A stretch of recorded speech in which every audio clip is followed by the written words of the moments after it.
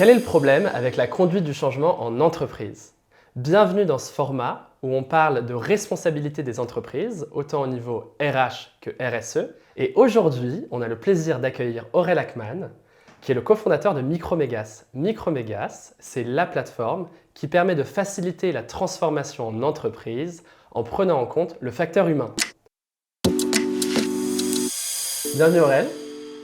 Alors, on peut peut-être commencer par parler justement de la conduite du changement. Qu'est-ce que c'est? Est-ce que tu veux nous en parler?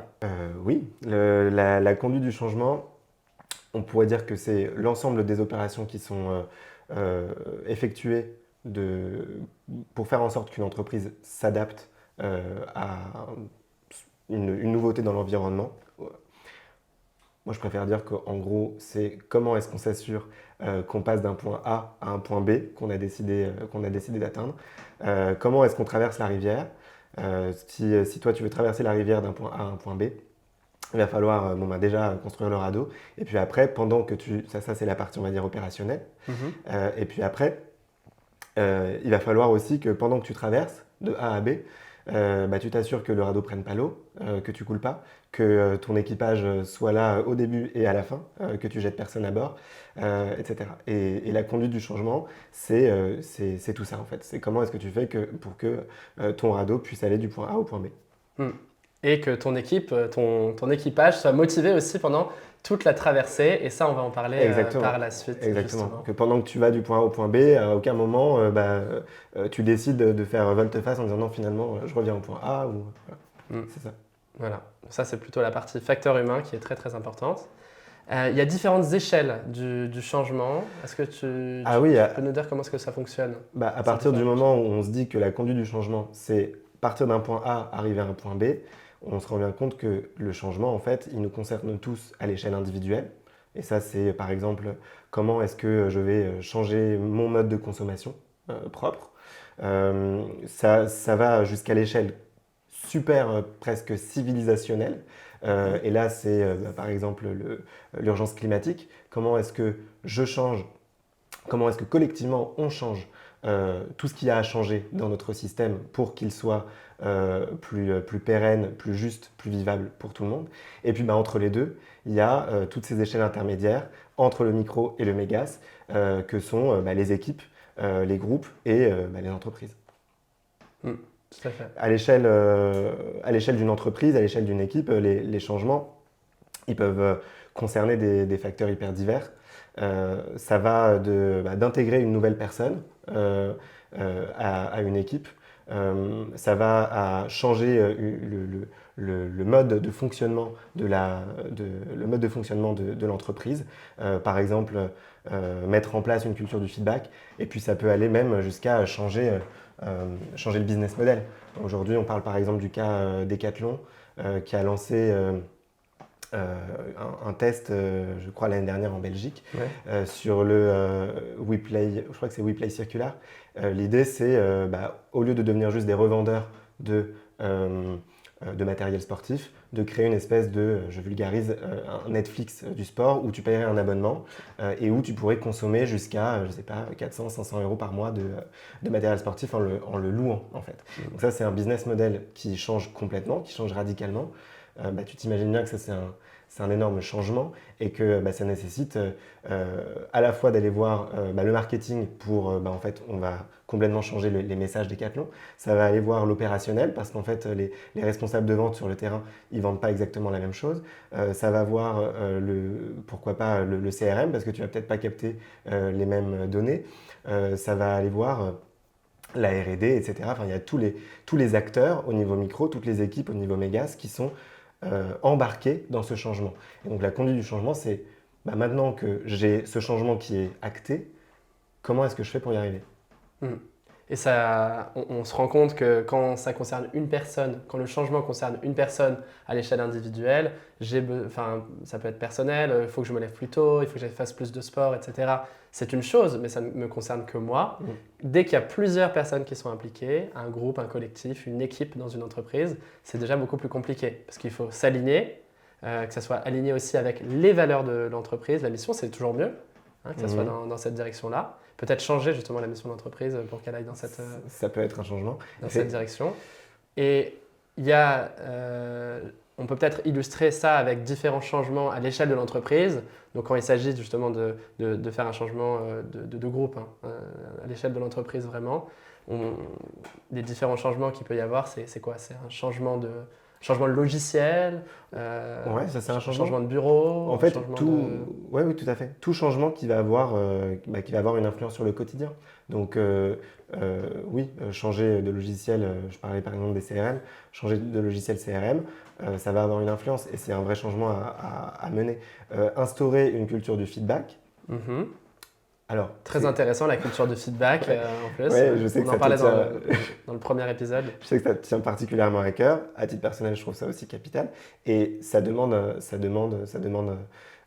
d'être conduit. C'est pas évident, effectivement. Mhm. Même si on sait que c'est important, quand on se le dit rationnellement, ça ne veut pas dire que c'est facile. Euh, et puis, enfin, au niveau de l'entreprise, puisque c'est ce que tu me demandes, bah voilà, ça peut être des process, des nouveaux rituels qu'on met en place. Un déménagement, oui, tu l'évoquais, d'entreprise. Donc ça, c'est quelque chose de très, très opérationnel. Aujourd'hui, on travaille dans des super locaux à Bastille. Demain, on déménage à Garges-les-Gonesse.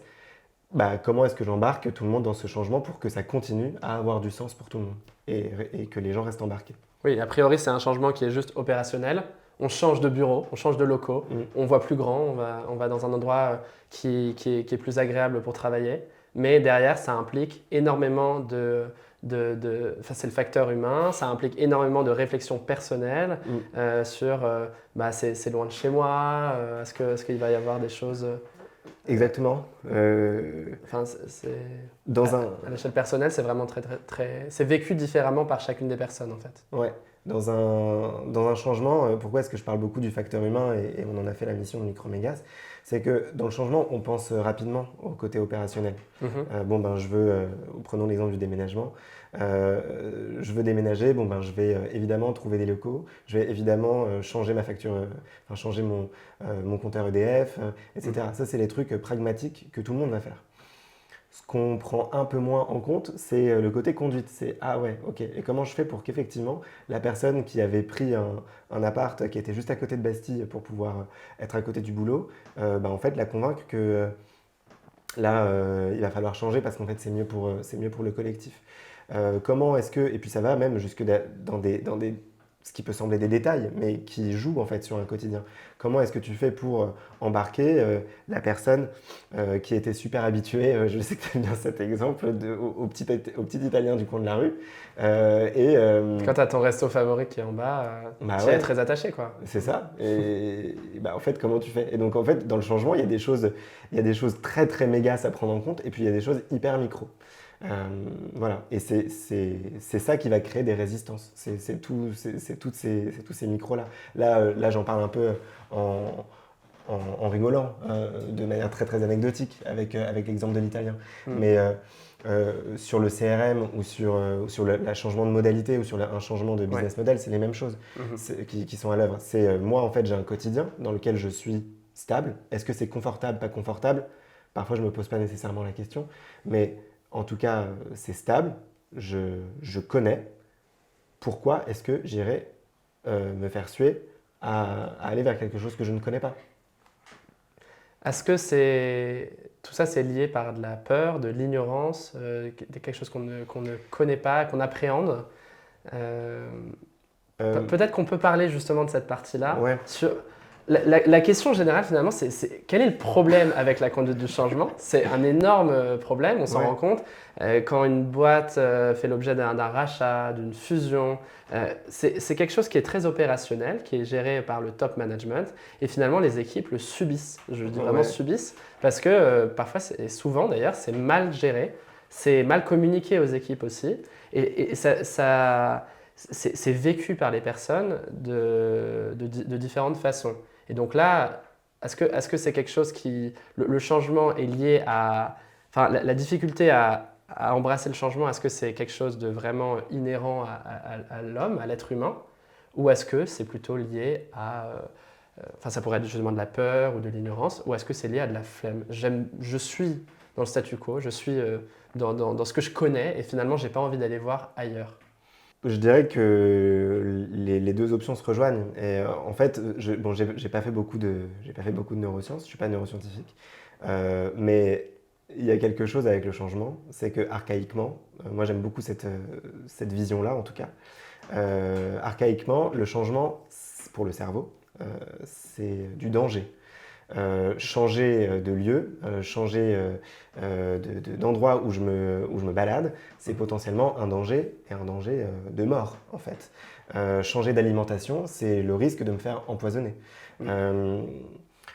Donc ça, c'est le cerveau reptilien, c'est vraiment... Ouais, du coup, archaïquement, voilà, il y a cette idée que le changement, il est dans du danger. Il peut être synonyme de danger. D'accord. Alors, rationnellement, on sait bien que pas nécessairement. Sauf que le cerveau fonctionne de la sorte qu'il il est parfois incité à rester dans quelque chose de connu pour justement pouvoir... Il y a déjà tellement de trucs à absorber dans notre contexte que pourquoi, encore une fois, je me pose la question, pourquoi est-ce que j'irais changer, me mettre dans un environnement où il y a encore plus de choses à absorber dans mon contexte. Le cerveau dit non en fait, mode défensif, mode survie, je dis non au changement. Le cerveau, il va fonctionner sur deux aspects. On parle parfois de cerveau droit, cerveau gauche. Moi, j'aime pas cette dichotomie-là, assez rigide. Mais en gros, voilà, il y a quelque chose, il y a un chemin, on va dire, assez émotionnel, instinctif. Et là, oui, ça rejoint totalement ce que quand tu évoquais, la peur de me faire empoisonner, archaïquement, la peur, si je mets en place le feedback, de recevoir des critiques de la part des autres, de m'exposer. La peur de ne pas avoir l'italien de mon déménagement à Garges-les-Gonesse. Donc oui, la peur, la flemme aussi. Effectivement, peut-être que moi je suis dans un moment de vie où je viens d'avoir mon deuxième enfant, où je viens déjà de vivre un déménagement, où je sais pas, je viens de me marier, ou bref, j'aspire à autre chose, j'aspire à de la simplicité, de la facilité, et donc en fait ça me saoule. J'ai la flemme d'aller vers ce changement. Donc oui, il y a quelque chose de l'ordre de l'émotionnel. Et puis, le cerveau, je te disais, fonctionne de deux manières. Il va aussi construire un narratif rationnel avec ça. Et là, rentre en ligne de compte ce qu'on appelle des biais cognitifs. Je ne vais pas te faire tout un laïus sur les biais cognitifs, il y en a environ 200, 250. Mais il y en a quelques-uns que je peux citer dans la résistance au changement et qui vont permettre de justifier le chemin émotionnel, enfin, la réaction émotionnelle, si tu veux. Donc je vais me construire un narratif qui a l'air rationnel, qui prend l'apparat de quelque chose de rationnel, mais qui est en fait plein de biais. Dans la résistance au changement, il va y avoir par exemple le biais de confirmation. Je suis en train de vivre une fusion que je n'ai pas envie de vivre avec une autre boîte. Je vais aller chercher tous les articles sur Internet qui montrent que l'autre boîte, c'est des cons et qu'ils ont une culture d'entreprise qui est complètement différente de la nôtre. Oui, mais en fait, il y a un biais, c'est que tu as été chercher exactement les informations que tu voulais. Ouais. Donc, tu essayes de construire un narratif rationnel pour confirmer, d'où le nom, biais de confirmation, ta peur originelle. Parce que peut-être que c'est de la peur ou de la flemme, ou ça peut être plein d'autres choses au niveau émotionnel. Ça peut être de l'agacement, ça peut être... Et derrière, des besoins qui sont rattachés. Finalement, tu as besoin d'apporter quelque chose de rationnel à ce qui a trait à l'émotionnel. Oui, parce qu'effectivement, l'émotion... Se rattacher à des choses factuelles, en fait. En fait, l'émotion a quand même été... un peu banni des entreprises depuis le début, en fait. L'émotion, c'est ce qui appelle la fragilité, peut-être. Ouais. C'est quelque chose imagine que toi, demain, on mette en place un changement chez Pomelo. On se dise, en fait, le format de cette émission, ça va pas. Il faudrait que... on change tout. Ouais, on change tout, les lumières, les machins, les trucs. C'est peut-être plus difficile pour toi d'aller voir la personne en question et de dire, en fait, je suis assez triste parce que j'avais mis du mien dans ce truc-là et donc je suis déçu, etc. Je me sens fragile, je me sens vulnérable. Que de dire ouais mais attends, alors d'ailleurs là il y a déjà de la colère. Ouais mais attends, c'est parce qu'on n'a pas mis tous les moyens de notre côté et puis c'est aussi parce qu'un tel il n'a pas fait son job et puis c'est pas de la faute du format, c'est de la faute de machin. Et là on arrive à des résistances au changement qui sont complètement, là sur le cas, contre-productives. Donc tu vas construire ce discours rationnel qui consiste à dire que mais non mais en fait c'est pas que le format marche pas et qu'il n'est pas adapté. C'est que un tel il arrive en retard. C'est que j'avais pas les bonnes notes, c'est que machin, et tu vas en fait rentrer dans toute une série de résistances qui vont qui vont être en fait du défensif. Donc du coup, construire effectivement un narratif rationnel sur ton émotion de départ qui n'est pas ce que tu es en train de dire. Donc ça, voilà, c'est tout l'intérêt des biais cognitifs et c'est aussi pour ça qu'ils nous... Au départ, ils sont utiles, les biais cognitifs. Hein, c'est pour nous sauver, c'est pour faire des raccourcis dans la pensée, dans le cerveau. Mais c'est là où ils peuvent parfois nous maltraiter. En fait, c'est tellement rapide que c'est pour masquer certains messages qui sont en fait cruciaux à décrypter, en particulier dans la résistance au changement. Tu vois, un autre exemple où le rationnel vient en support d'un émotionnel, c'est évidemment l'urgence climatique avec le biais du statu quo ou le biais de l'escalade d'engagement. L'escalade d'engagement, c'est quoi? C'est en fait, je caricature, j'ai un peu peur de faire machine arrière par rapport à une mauvaise décision qu'à un moment donné j'ai prise peut-être, qui était justifiée à un moment donné, mais voilà, qu'aujourd'hui n'a plus cours. Et en fait, je vais escalader sur ça. Par exemple, le progrès, la technologie, c'était une promesse formidable dans les années 50-70. Aujourd'hui, on voit qu'il y a un vrai enjeu d'atténuer notre consommation énergétique, de nous adapter. Et au lieu de ça, il y a des gens qui vont nous préconiser d'utiliser encore plus de technologie pour construire des machines qui produisent des avions verts ou qui font ou qui captent du carbone, etc. Bon, là, on est clairement dans l'escalade d'engagement qui vient cacher en fait peut-être de la flemme, effectivement, un besoin de facilité, un besoin d'acceptation sociale, parce qu'en fait, attends, moi j'ai grandi dans cet univers où c'était bien de prendre l'avion pour un week-end. Pourquoi est-ce que pourquoi tout à coup, en fait, mon imaginaire s'effondre? Et donc il y a quelque chose d'extrêmement émotionnel dans ce changement climatique-là, enfin, dans la conduite de ce changement climatique-là. Donc oui, le facteur humain que tu décris, il est très très présent, à la fois au niveau micro, à la fois au niveau mégas. En particulier voilà, à travers ce biais-là qui vient recouvrir en fait le vrai sujet qui est le vrai motif de notre inaction qui est quelque chose d'émotionnel. La conduite du changement ne pourra être faite si tu penses qu'il suffit de la dicter depuis là-haut et que ça va se faire naturellement. Il y a besoin d'engager les collaborateurs et les collaboratrices dans ce changement. Tu me proposais de donner des solutions. Alors, il n'y a pas de recette miracle. En revanche, il y a des choses qui, moi, me semblent très importantes. Et c'est d'abord, on parlait de la raison d'être de l'entreprise, d'abord de donner du sens. Encore une fois, pourquoi est-ce que j'irais m'embarquer dans un changement s'il ne résonne pas avec un sens que moi j'ai envie de donner au travail que je fais? Donc, donner du sens. Pourquoi est-ce que ce changement il est important? Pourquoi est-ce qu'il va dans le sens de la raison d'être de l'entreprise? Et du coup, pourquoi est-ce qu'il me permet à moi de devenir un levier d'un réengagement plutôt que de quelque chose qui est complètement subi? La deuxième chose, si vraiment je veux engager les gens, c'est à minima d'écouter les résistances. Parce que c'est ce que je disais dans les résistances, en fait, on peut très bien en faire quelque chose de beau, quelque chose, j'ai envie de dire, une terre sur laquelle il y a de nouvelles graines qui poussent. C'est des opportunités, c'est pas nécessairement des conflits. Et donc ça, ça nécessite déjà d'écouter parce que ça fait du bien d'entendre, d'écouter les gens. Et puis ensuite d'aller décrypter, ça c'est un travail en soi, d'aller décrypter ce qu'il y a derrière. Quelles sont les émotions qui sont derrière? Quels sont les besoins qui sont engagés derrière ces résistances? Est-ce que c'est un besoin de reconnaissance? Est-ce que c'est un besoin de justice? Oui, voilà, donc les besoins, voir les besoins qui sont derrière. Et puis, un troisième axe que je trouve, sur lequel j'ai échangé avec une collègue coach, c'est la nécessité, à des moments donnés, pendant que le changement a lieu, de célébrer les micro-victoires, les micro-pas qui ont été faits dans le sens de ce changement. Tu fais de la randonnée? Je fais de la randonnée. Oui, bon, ça tu fais un peu de randonnée, ça t'arrive. Si tu fais de la randonnée, en fait, tu ne peux pas faire une randonnée si tu es tout le temps en train de monter. À un moment donné, il va falloir que... Sinon, ça n'a pas, à mon sens, pas d'intérêt. Mais si tu te retournes un moment pour dire « Ah ouais, en fait, bon, bah, j'ai fait tout ça, ça fait toujours plaisir. Ouais. Et puis deux, j'apprécie la vue.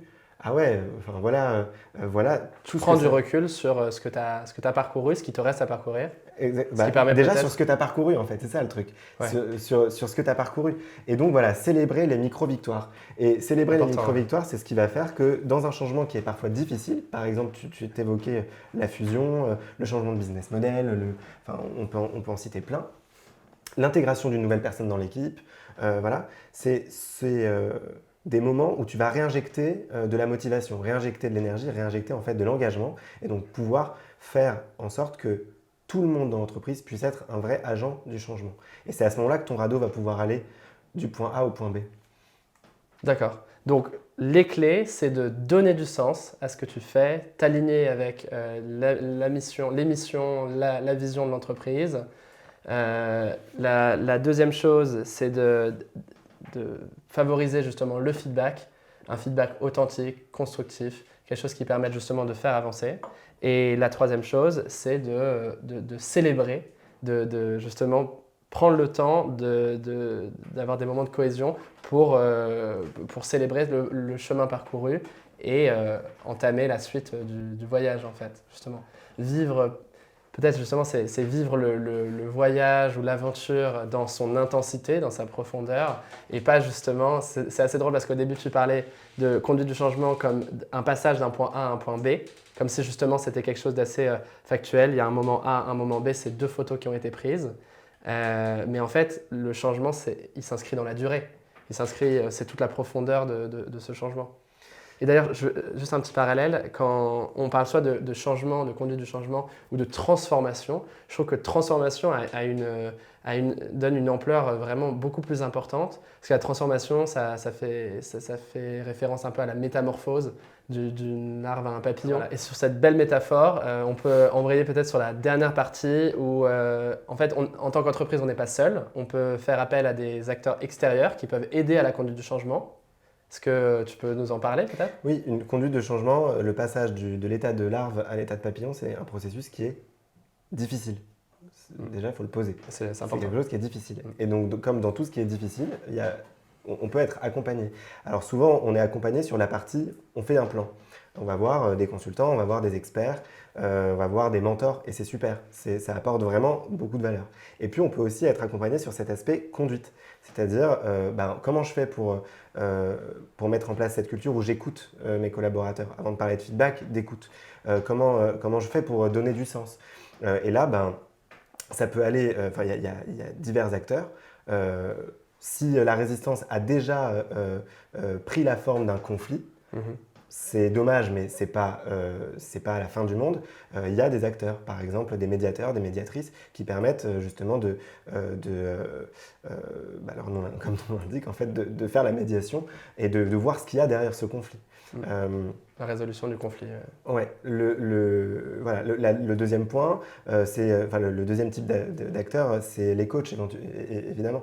Les coachs, c'est le moyen de prendre du recul, de faire un pas de côté sur ce qu'on est en train de vivre, pour voir comment est-ce qu'on est en train de le vivre, pour voir ce qu'on ressent, puisque les émotions font partie ont leur droit d'existence en fait dans une séance de coaching, et donc de voir ce que je suis en train de vivre et de voir où est-ce que j'ai envie d'arriver, comment j'ai envie de m'engager dans ce changement, et peut-être aussi de décrypter ces fameux messages de en fait pourquoi j'ai de la résistance, et arriver à décrypter et d'en faire justement un outil d'opportunité et de créativité. Voilà, ça fait partie de l'attirail que les entreprises peuvent mettre à disposition de leurs employés pour faciliter cette conduite du changement, et c'est ce qu'on fait avec Micromégas. Il y a peut-être une dernière chose aussi, c'est l'importance de la communication. Donc communication à l'échelle de l'entreprise, auprès des collaborateurs, auprès des équipes, la communication sur tout support possible. Après, moi j'aime beaucoup parler de la communication vidéo parce que c'est ce qui véhicule le plus les émotions, ce qui permet de transmettre un message et en plus vraiment de le comprendre, de l'appréhender. Quand il s'agit de conduite du changement, on a beaucoup parlé de facteurs humains. Si on incarne ce message et cette communication grâce à de la vidéo, c'est quelque chose de supplémentaire. Je ne sais pas si tu partages cet avis. Si, bah là, effectivement, ce que ça me fait penser quand tu évoques la vidéo, ou la communication de manière générale, ça me fait penser à ces trois micro-ingrédients que j'ai cités tout à l'heure. Le premier, c'est donner du sens, en fait, par le moyen de la vidéo, donner du sens à ce changement, le partager. Pourquoi est-ce qu'on est en train de faire ce changement et en quoi est-ce que c'est relié à la raison d'être de l'entreprise, en quoi est-ce que et faire en sorte, par exemple, que chacun dans l'entreprise puisse dire pourquoi est-ce que ce changement qui a été difficile, encore une fois, j'ai pas envie de mettre ça sous le tapis, ça a apporté, ça a permis de réaligner sa raison d'être personnelle avec la raison d'être, par exemple, de l'entreprise. Un deuxième point, c'est effectivement la vidéo qui met en valeur les employés, de sorte à en faire des vrais ambassadeurs, des vrais agents de ce changement. Et puis sur le fait de célébrer des victoires, je m'imagine effectivement que ça pourrait être un format assez cool dans une entreprise de dire voilà, on est en train de faire un changement, c'est ça qu'on vise. Franchement, au quotidien, c'est vrai qu'on en chie avec ce nouveau CRM, avec cette fusion, avec ce machin, avec Garges-les-Gonesse. Mais voilà les petites victoires qu'on a faites. Je sais pas, on a transporté tant de cartons ou bien on est en train de s'enrichir d'un partenariat avec telle et telle personne. Et voilà, se nourrir de ces petites victoires pour réengager, pour remettre toujours de l'énergie, de la motivation dans le changement, dans la conduite du changement. Et si possible, récupérer du feedback à chacune de ces étapes, ce qui est vraiment le top. Et après, oui, tu rentres dans une culture qui s'auto-nourrit. C'est sûr que si tu utilises ces vidéos-là pour en plus prendre du feedback et pour du coup voir ce qui ne fonctionne pas dans la conduite du changement, c'est-à-dire que tu fais de la conduite du changement sur la conduite du changement. Bien sûr. Écoute, oui, ça va d'autant mieux parce que ton radeau, peut-être qu'il est parti radeau et puis il arrivera à voilier, tu vois. Et ça ira d'autant plus vite. Top, super, merci pour tout ça. Qu'est-ce qu'on doit retenir si on devait faire un wrap-up, un petit résumé de tout ça? On a parlé de conduite du changement, c'était vraiment le sujet, l'éléphant dans la pièce. La conduite du changement, c'est quelque chose qui est compliqué à mener dans l'entreprise. C'est pas seulement opérationnel, ça fait vraiment appel à l'humain, au facteur humain. Et qu'est-ce que... moi, je mettrais l'accent du coup je mettrais l'accent sur le fait que ce changement, il va prendre la forme de résistance qui viennent d'une part des émotions non accueillies et légitimées ensuite par des biais cognitifs comme le biais de confirmation, l'escalade d'engagement, le statu quo, pour ne citer que, et que pour dépasser ces résistances, il y a quelques clés, donner du sens, écouter les émotions et les messages qu'il y a derrière, célébrer les petites victoires et pourquoi pas se faire accompagner vers cette transformation pour passer de l'état de larve à l'état de papillon. Super. Aurel, merci beaucoup pour tes conseils, pour ton expertise. Et merci beaucoup à vous d'être resté jusqu'à la fin de cet épisode. J'espère que ça vous a plu. On parle de culture du feedback. Si ça vous a plu, n'hésitez pas à nous dire ce que vous en avez pensé, comment est-ce qu'on pourrait s'améliorer aussi. Et puis, je vous dis à bientôt pour un nouvel épisode sur la responsabilité des entreprises, tant au niveau RH que RSE. À bientôt.